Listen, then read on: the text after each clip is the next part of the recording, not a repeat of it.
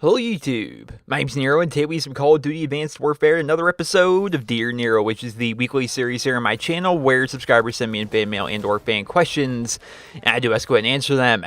Getting a very late start today. I ended up staying up a lot later last night than I had anticipated, and so because of that, we're ended up getting a pretty late start for Dear Nero. I'm going to start recording this at about 6:30 at night here on Wednesday, so because of that, it might be a little bit shorter of an episode just so we can get this up in a timely manner. I know people have work, people have school, that kind of idea. I don't want people to, of course, end up staying up late to watch this, or end up missing it, in fact. So what we're going to do is just try to speed through this as fast as possible, while still giving good answers and good explanations to the questions that were sent in. We have some very good questions this week, and I'm going to hop right into it with the first one. He's going to write, Dear Nero, do you think Activision will ever stop making Call of Duty games, and if so, when do you think they will discontinue the series? Thanks, and keep up the great work. Juan from San Antonio, Texas.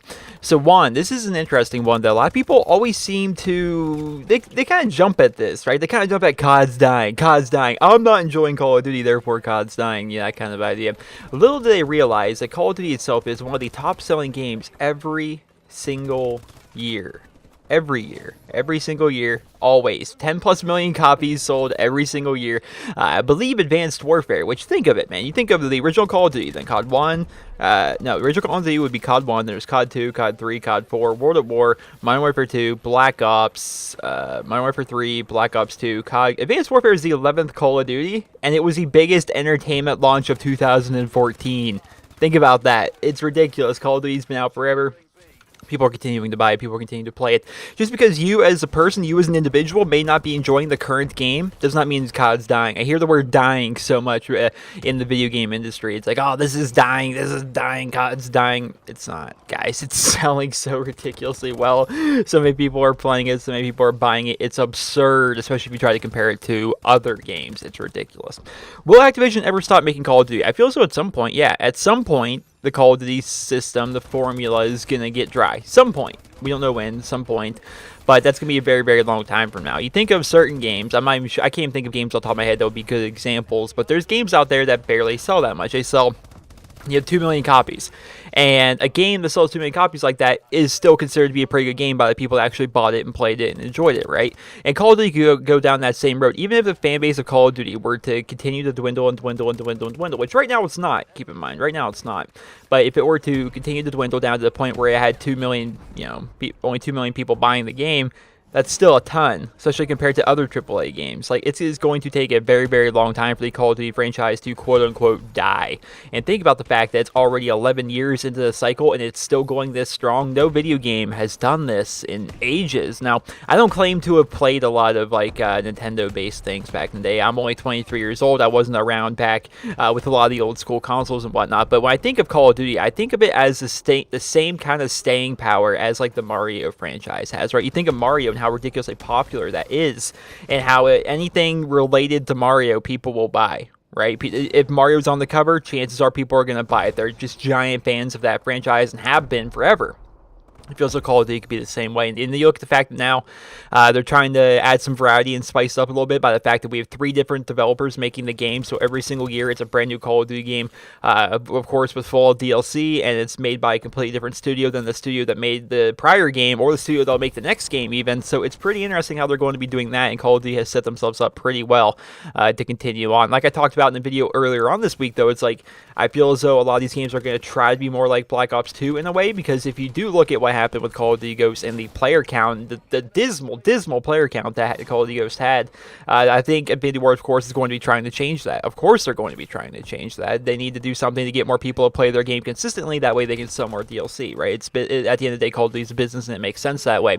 Then you look at Sledgehammer. Sledgehammer has a good game on their hands. I like Advanced Warfare, but their weapon balance is pretty bad, and they really, and I guess you can chalk this up to the fact that this is their first time solo developing a Call of Duty game, but man, they do not understand the fundamentals of making a video game. Good golly. If your game, Advanced Warfare, this is true by the way, if headline news for Advanced Warfare is Sledgehammer Games is going to be implementing a pause feature in Exo Zombies, or Sledgehammer Games is going to be implementing a join as party feature for Gun Game. These are things that should have just been in the game from the very start. And of course, the broken leaderboards and yada yada yada. You guys heard all before. They really kind of, I'll chalk it up, I suppose, to the fact this is their first time ever solo developing a Call of Duty game. But at the exact same time, you have to realize it's like we paid money for this. You're getting paid absurd amount of money for this.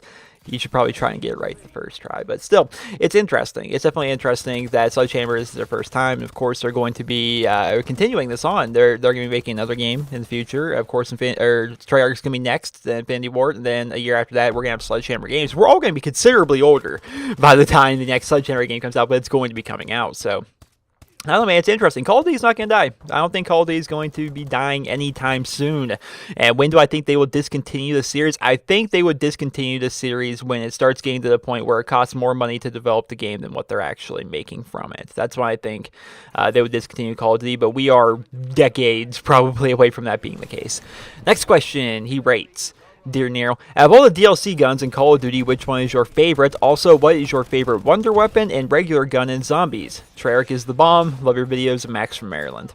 So Max, I would say my favorite DLC weapon of all the DLC weapons we've had in Call of Duty, which is honestly not really a lot. You look at the fact we had the 84, which is bad on all accounts. We had the Ripper, very, very good. Maverick, pretty good. And we had the Peacekeeper, pretty good. I would say the Ripper of all of those. I love the Ripper in Call of Duty Ghost. Of all the downsides Call of Duty Ghost had, I love the Ripper. Ripper's great, played with it a lot. My favorite weapon in that game. So I'd say the Ripper is my favorite DLC gun.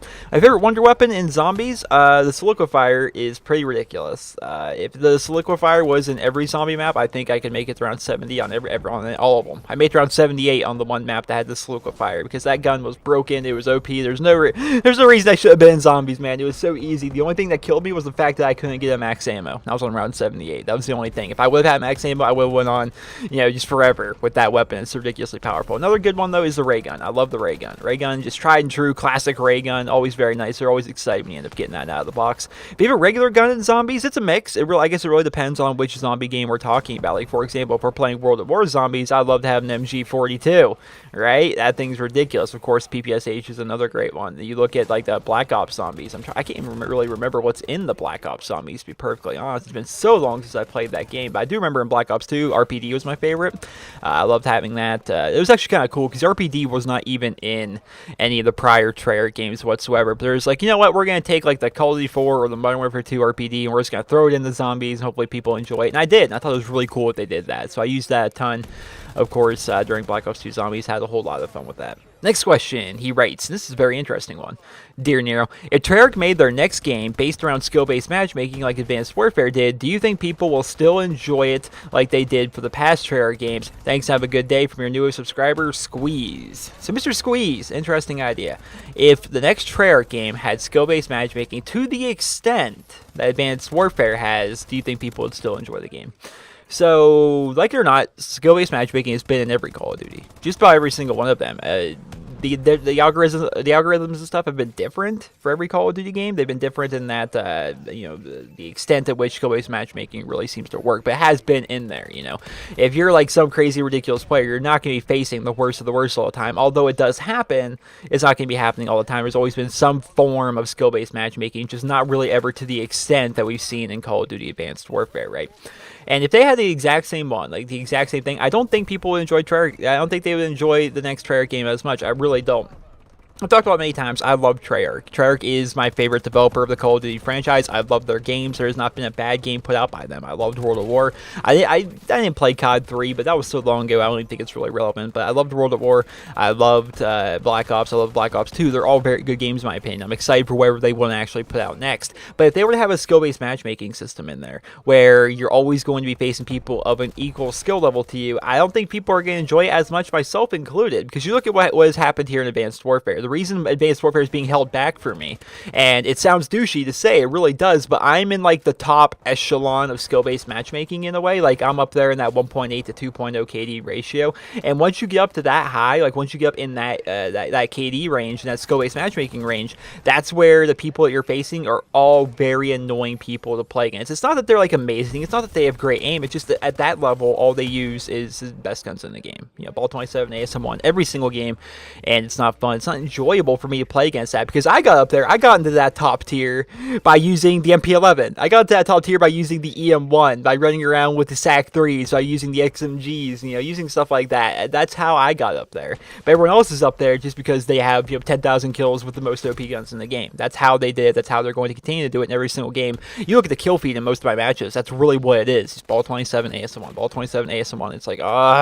this is not enjoyable because they're clearly the best guns in the game. Right? So even if I have better aim, even if I start shooting first, a lot of the time I just get outgunned solely by the fact that they're using the better gun. And it's not enjoyable for me to play. That's why I don't play Advanced Warfare nearly as much as why I played with Call of Duty Ghosts. It's not nearly as much as why I played with Black Ops 2 even. It just, I don't enjoy playing right now. Until they nerf those weapons, I cannot enjoy playing the game for more than like an hour at a time, which you look at the older Call of Duty games, I would play Call of Duty forever, all the time, just non-stop playing it, but I'll hop on, I'll play for like an hour, and it's like, I don't feel like playing anymore because it's just not enjoyable. It's frustrating. It's all it is. It's frustrating at that point. And so regardless, if Treyarch were to make this new game, and chances are I'm going to like just about everything that's in that Treyarch game. I'm going to like the guns. I'm going to like the maps. I'm going to like the kill streaks. I'm going to like the progression system. I love everything about Treyarch. But chances are, if they were to have that skill-based matchmaking system in there, they're going to have the same kind of idea. And people are going to use the OP guns, the very powerful guns, which Black Ops 2 was pretty balanced in my opinion, but there were still some very good guns in there. You look at the AN-94, you look at the M8A1, you look at the MSMC. Three guns that really stick out to me as being like a little bit better than the rest. Those would be the only guns I would face. Like if Black Ops 2 had skill-based matchmaking to the extent Advanced Warfare had, if I were to go back and play that, those would be the only guns I would ever face while I'm sitting there trying to run around with like, I don't know, some kind of random gun, Scorpion Evo or something. You know, I would have trouble against these people because they're using those guns, and it wouldn't be very fun for me. So honestly though, I feel as though skill-based matchmaking itself needs to go back. It needs to be throttled back a little bit or removed completely. In some respects, I don't even really like the idea of skill-based matchmaking, because in Call of Duty 4, which did have skill-based matchmaking, how you got good was by facing people that were, you know, way better than you. And until you started being better than them, you just had to continue to fight and to continue to try. Like, I remember just getting dominated all the time. My KD was like a 0.7 something when I first started playing Call of Duty 4. Until eventually I kept learning. I kept watching the kill cams. I kept watching YouTube videos. And eventually I got better and I got better and I got better and I got better. It wasn't like a matter of the game holding your hand. The reason skill-based matchmaking is in the game is so that the game itself can hold your hand. Like, if you're a bad player like I was in COD 4, the idea is that you're only going to face other bad players, which wasn't the case back in COD 4. There was skill-based matchmaking, but not nearly to this extent. So I was always facing pretty good players or players that were a lot better than me, and I was always getting dominated until the point where I got better. I had to force myself to become better if I wanted to start doing the dominating back, whereas now it's like, oh, you suck? We'll put you in a lobby with other people that suck. That way everybody wins. Everybody gets a participation trophy, that kind of idea. So in principle, the idea of skill-based matchmaking makes sense. You know, you're facing people of an equal skill level, but what it's really doing is artificially making it so people don't have to try to ever improve, and from that point they're not actually going to get invested in the Call of Duty franchise. They're going to hop on, feel like a beast for, you know, a half hour to an hour, then they're going to hop off thinking they're great at Call of Duty when really they really aren't. They're at the lowest tier of it. And yeah, I think it's bad for the community as a whole, to be perfectly honest. Next question, he writes, Dear Nero, do you think it's better to build your own computer for YouTube and live streaming, or to buy one? Lance from San Diego. So Lance, that really comes down to your particular knowledge of computers. That's really what it comes down to. If you know a lot about computers, you're one of those people that goes on PC Part Picker, you can pick out PCs and you have fun just as like kind of like a hobby trying to build like the best PC for like the cheapest price, then you, of course, you should probably build your own computer. But chances are, if you don't know what you're talking about in terms of putting together a PC, it's probably a lot better to buy one or find somebody who knows what they're looking for, knows what they're doing, and have them pick out something for you. That's what I ended up doing when I got my PC. I talked to my friend Wildcat and I was like, hey, can you find me a PC that's good for rendering? 'Cause at the time my renders were taking, roughly 8 hours for a 10-minute video is what it would take to render out my stuff. I'm like, can you just find me a PC that's like good for rendering? This need to be great for graphics. I didn't plan on doing any PC gaming or anything at that time. So he's like, yeah, I found this. He found me that Intel i7 3770 something processor. I don't even know what it's called.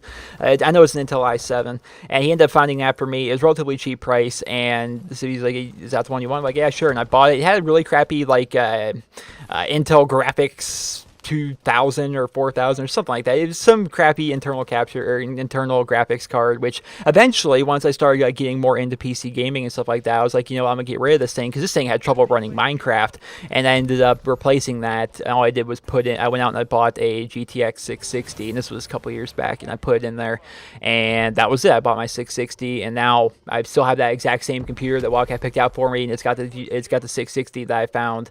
And I put it in there, and yeah, that's why I still play on it. It runs just about everything, but I gotta say though, it does feel as though my computer itself is starting to get a little bit slower. It's not, snapping to like I really kind of wish it would sometimes. So we'll have to see if I'm gonna have to upgrade this thing anytime in the near future. But yeah, if you know your way around the computer, then of course it's better to build your own, because you can probably find good deals and stuff like that. If you find that, chances are if you find a pre-built PC somewhere, chances are it might be a little bit overpriced as compared to if you were to build it yourself. That kind of idea. But if you know your way around the computer, of course it's better to build it yourself. But if you don't know what you're doing, have someone else build it for you. That's definitely the best thing you can do. And the worst option is to just buy one off like a website or something like that. Next question, he writes, Dear Nero, as a PC player, it's sometimes hard to find games on Advanced Warfare due to the low player count. PC is my preferred platform, but if Call of Duty continues its downward trend in player count on PC, I may have to buy a console just to play my favorite game series. What do you think Activision or any of the Call of Duty developers can do to bring the PC players back to the franchise? Aquinas from Australia. I think I pronounced that right, Aquinas. So Mr. Aquinas, you're definitely right. You are definitely right. Occasionally I look at the player count on PC, which is not a lot, but occasionally I look up the player count on PC, or I ask people like on Twitter, what's the player count like? And the PC player count's pretty bad. And to kind of put it into perspective, if you were to have 10,000 plus players on PC, on the current Call of Duty, keep in mind, that's a ridiculously good day. Like, that's an amazing, like, nuts. Usually it's far less than that. Usually it's way less than 10,000 people playing the current Call of Duty on PC. Couple reasons for that. I think one of the biggest reasons, like the biggest contributing factor to that, is the fact that people that play the PC and that have tried to play Call of Duty on the PC have had bad experience over the years. Every single year, I've heard the past couple ones have been okay, but of course I don't play Call of Duty on the PC. I've heard the past couple ones have been okay, but for the most part, a lot of the games that have been coming out have just been horrible ports. Awful, awful, awful ports. That's what I've heard. I've heard the games, they're not well optimized, they don't run very well. A lot of times they don't. Sometimes one game didn't allow you to change your field of view for whatever reason. Like, it was just, it's really bad. Basically, they make these games, they make these Call of Duty games for the console, then they port them over to the PC. Now, a lot of the time, not all, but a lot of the time, it's a very, very bad port. It just does not run very well. It's not a very well optimized game. And so as a result of that, I think a lot of people have actually kind of, drifted away from that. And at the exact same time, and when you're on your PC, there's like this different kind of culture on PC. I watch some other YouTubers. I watch like different kinds of podcasts and stuff like that.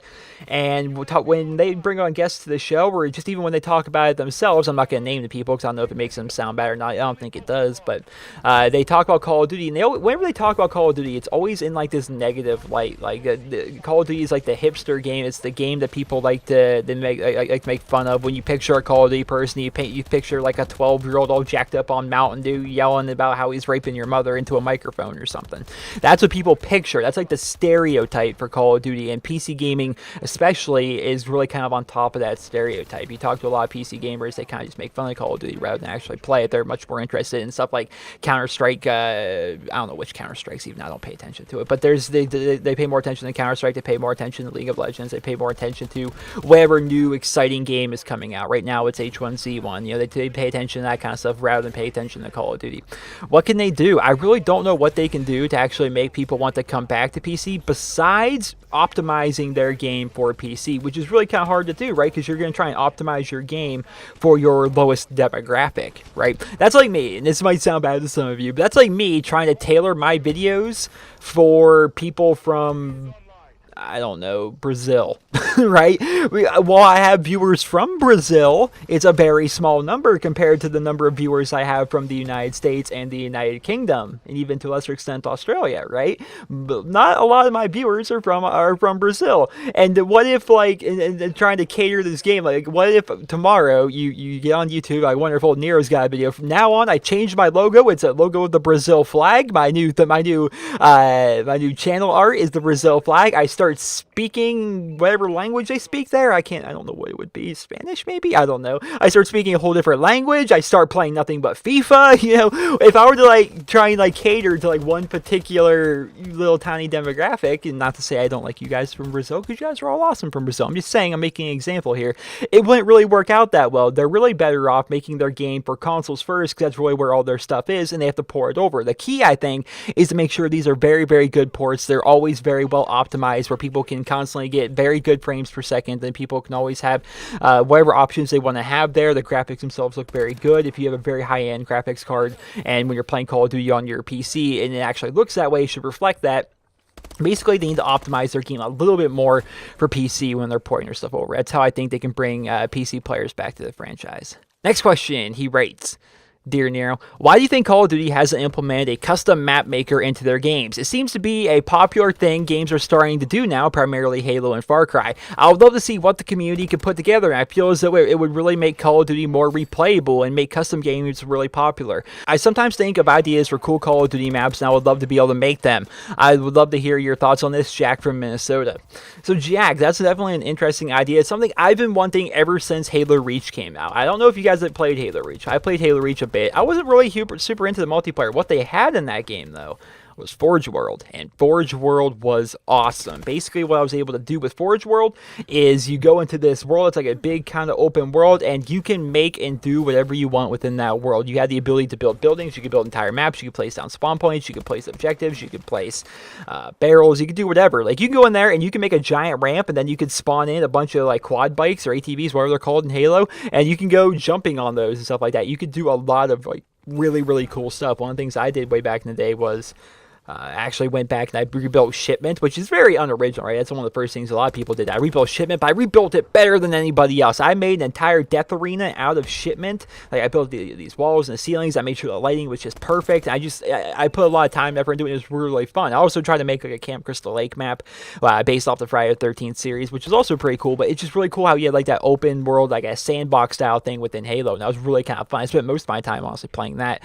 compared to playing the actual multiplayer itself. I would love for Call of Duty to actually have this in their games. How cool would that be? Basically, you go in here, you have, like, a giant sandbox world, picture like a Minecraft idea almost, and you have access to every resource within the Call of Duty game. So basically, you have access to all the different kinds of walls that are in the game. You have access to all the different kinds of doors, all the different kinds of cars, all the different kinds of barrels.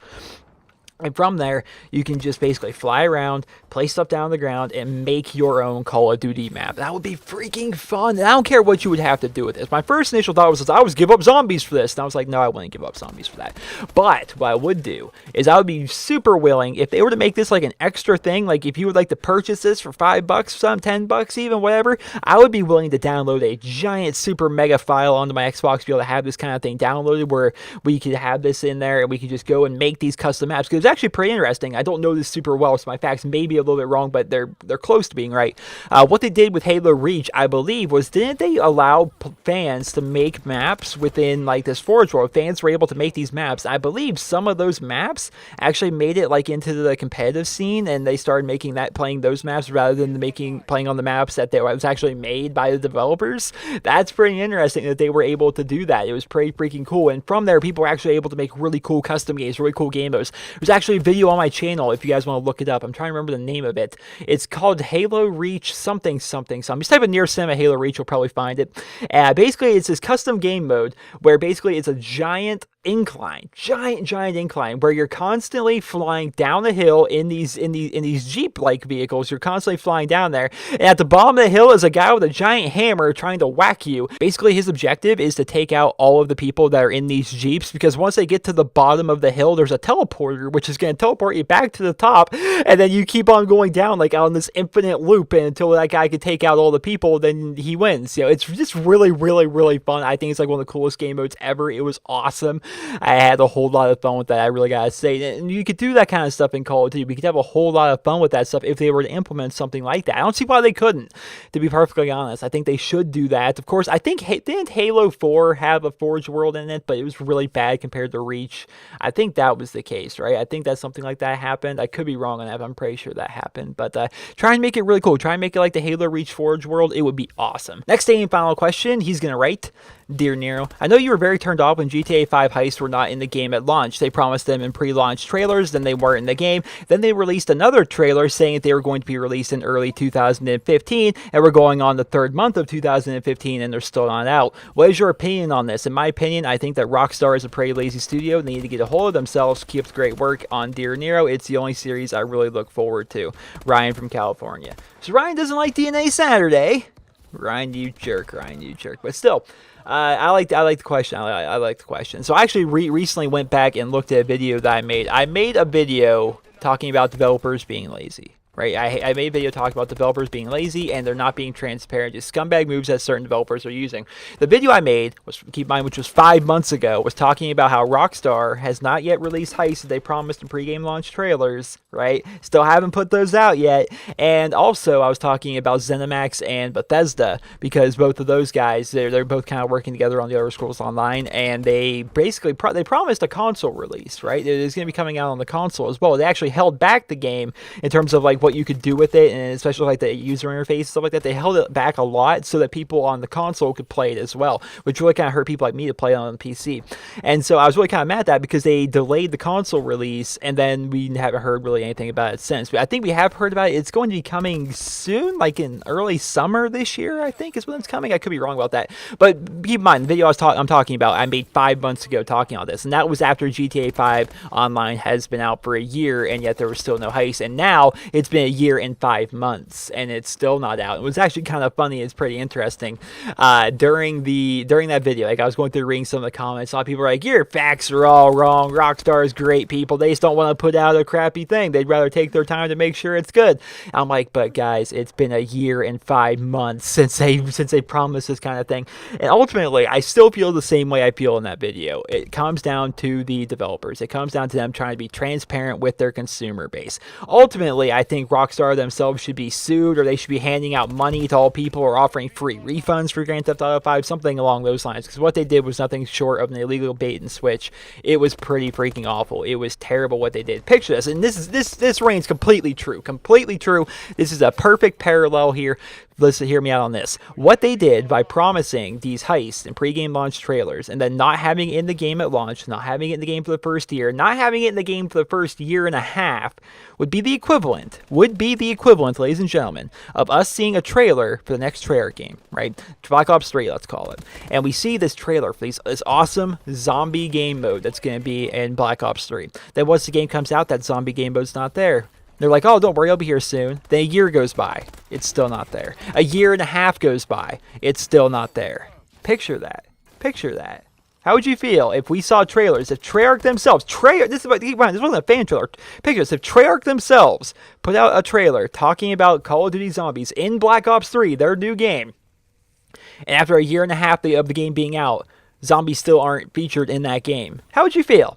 Would you be outraged? A little bit of outrage, a little bit of rioting, a little bit of picketing in the streets. Yeah, that's how everybody would be. People would be pissed. But just because it's Rockstar who makes Grand Theft Auto, they can do no wrong. Well, it don't matter. It's been over a year and a half, whatever. They can just not put out the heist. That's fine. No. Bait and switch, man. I bought that game on the idea and the principle that I would be able to do heists online as well as use an online stock market, which neither of those are actually in the game, even though they were promised in the pre-game launch trailers. GTA 5, Rockstar, scumbag people. I still agree with what I said in that video. Scumbag people, and you should all be outraged. Outraged at what they have done to you, because they are very, very, very bad people over there at Rockstar. Terrible people. Regardless if you like GTA 5. That's cool if you like GTA 5. You have fun watching videos of it. You have fun playing it. That's great. But you should still be outraged at the fact that they promised you heists and pre-game launch trailers, and it has been a year and 5 months since the game has actually come out, and there have still not implemented those into the game, even though they should have been there at launch. Think about that. Just think about that. Evil corporation. evil people over there at Rockstar. Regardless, I hope you guys all enjoyed this week's episode of Dear Nero. And if you did, please be sure to leave a rating where guys feel it deserves. I always take any chance I get to take a dig at Rockstar because I hate those guys. A bunch of scumbags. And you guys should all hate them. You should hate them. You should hate them. You should detest them. You should protest them. There should be something going on here because those guys are very, very bad people. But I guess I'm tired of preaching to the choir. I mean, some people agree, some people disagree, I suppose. And there's really nothing I can change the opinion on because I've been talking about this for a year and a half ever since they released the game without heists. Yeah, people are tired of hearing about it, so I don't like to talk about it too much. I still like to get a little jab in them every now and again. But yeah, I think that was a nice little fun way to end off this week's episode of Dear Nero. Another good episode, I feel it was a good episode. Hopefully you guys all enjoyed it because I definitely enjoyed making this. If you guys would like to submit your guys' questions for next week's episode of Dear Nero, all you really need to do is go to my YouTube channel, and from there you can go to the About tab, and from there you'll find the Send Message button. If you do send in a question for Dear Nero, be sure the first sentence in your question has Dear Nero in it, like, Dear Nero, my name is such and such, and what is your favorite color? Like format it that way. That way, it's very easy for me to actually be able to sort through all my messages to find which ones are specifically sent for Dear Nero. It's a lot easier that way. If I can just scroll through and the very first line in the message is Dear Nero, I know immediately to stop scrolling and read that one, so I can tell. It's very easy that way. So once again, hope you guys all enjoyed this week's episode of Dear Nero, and if you did, please be sure to leave a rating where you guys feel it deserves. Hope you guys all have a wonderful day.